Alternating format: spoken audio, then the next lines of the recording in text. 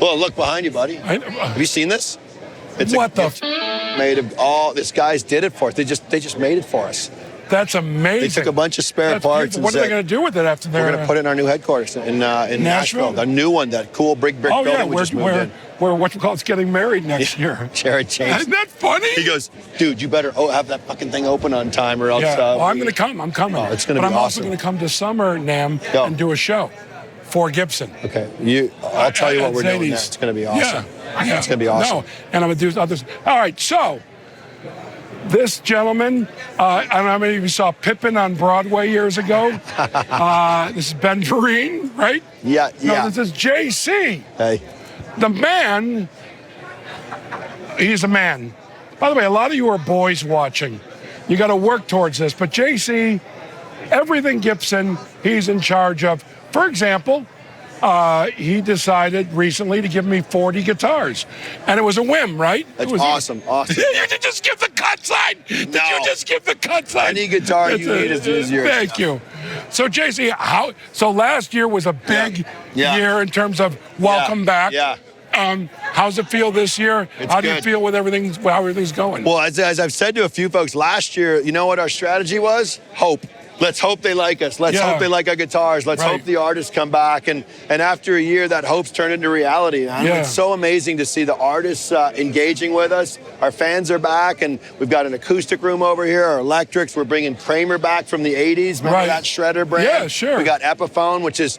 People think Epiphone is Gibson's little brother. It's actually Gibson's older brother. It's amazing. And so it's older than that, so we're putting a big spotlight on That's Epiphone. Great. And then I love the Sheridan. Sure. I love the Jared James Nichols model. Look at you know your guitars. Of course I do. You know your guitars. By the way, am I getting paid for this by either you or Wildwood? No. I do it out of joy. Guitars are our currency. You know that. We pay guitars. Well, we'll start with strings and picks, 2 straps. You guys gave me some beautiful picks. Yeah. Oh, the Gibson picks I have. No. They're wonderful. And I am here out of sheer joy and rooting for you guys with all of it. You know, Cesar, I did an interview with him, and he asked me, what would I like to see? Yeah. And I have one answer.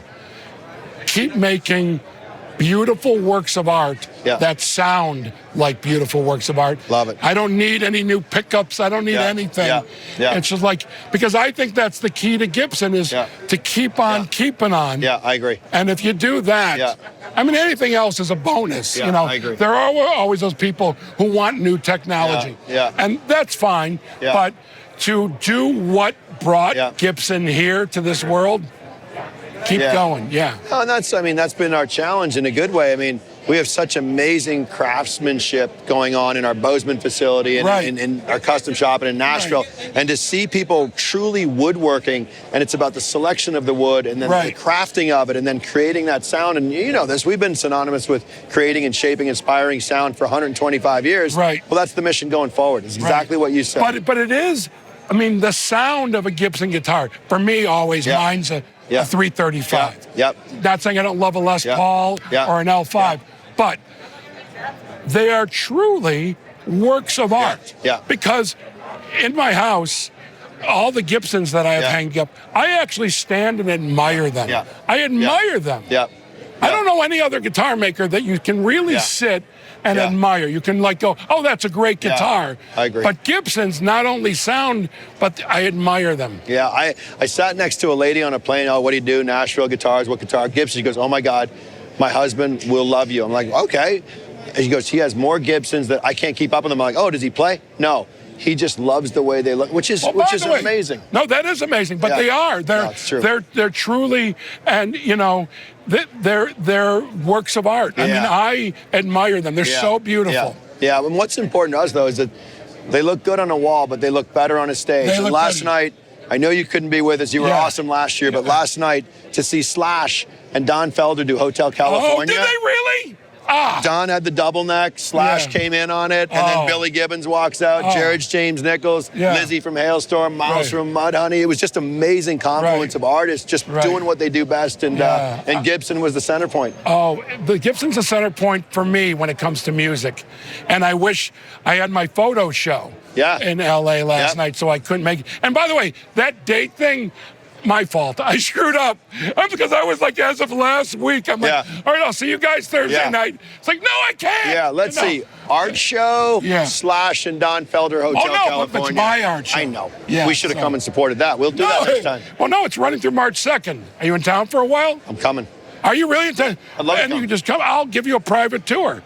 Never mind that. Give me a stool and a G45, and I'll be the background music. By the way, in my, and I don't care if I'm hyping this, my new Netflix special, Our Man in Chicago, during the closing credits, I sit in my music room with a 55 Les Paul Custom with the staple pickup and the P90, and I play at the end. And not too much, but enough that I had to join BMI. For a song, which cracked me up. You're now a fancy musician. I'm a fancy songwriter. Yeah. But I put a Gibson in my special. Good. That's how it's beautiful, and that's my favorite of all my Gibsons. I got to tell you, man. I mean, we get to work with a lot of artists and musicians and people in the industry, but you've been such a fan. I just want to say thanks for being a friend of Gibson. Honestly, you showed up last year and you brought us to life. What people don't know is we were in LA when you were picking up a guitar, and we had a board meeting going on in LA. Oh, yeah. And we had a special guest show up at our board meeting, and you brought the board to life too, man. So thanks for being a friend. By the way, I love just bringing joy, you know what I mean? And Gibson brings me so much joy that's easy. Awesome. And by the way, I'm your biggest fan. I know. And by the way, I aspire to look even 1/100th as handsome.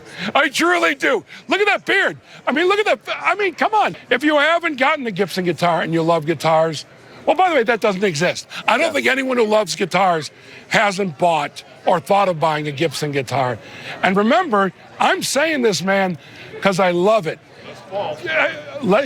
That's a Mad Axe Daddy. Look at that. And he plays a Les Paul. First thing he told me, I play a Les Paul. Awesome. Hell yeah, man. Awesome. And so I'm just thrilled to be here. Good, man. There you go. Enjoy your good looks. Enjoy Gibson. Thank you. I mean, look at this jacket, too. Come on! Sometimes you got to go old school, man. Old school. Woodstock. Did you buy that at Woodstock? I guarantee you didn't. You know why? No. There's no way they sold T-shirts. No, but do you know? They weren't on top of it. I did when I was at Levi's. Did you hear this story? No. Levi's, we did this forensic view of the photo. Levi's had 98% market share at Woodstock.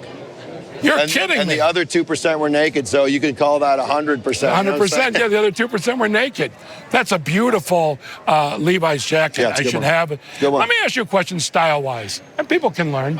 People can learn. By the way, this is now style tips for Jeff Garlin. This can go anywhere, so just stay with me on JC, this one. So, I have a beautiful, denim jacket. Yeah. And people told me that I look stupid if I wear my denim jacket with denim jeans. No. No, right? It's called the Canadian tuxedo. The Canadian tuxedo? It's awesome. You go denim on denim. Yeah. The thing is, what it forced you to do, Jeff, you walk a little taller. You know what I'm saying? Yep. You kind of give it a little side head, and then people like, dude, Canadian tuxedo coming to town. I'll be a badass. Google this. Bing Crosby, 1953. He wore jeans going into this hotel, and they stopped him in Canada. It's true story. It's true story. At the Banff Springs Hotel, they said, Mr. Garlin, you can't come in wearing jeans. He goes, well, that's all I got.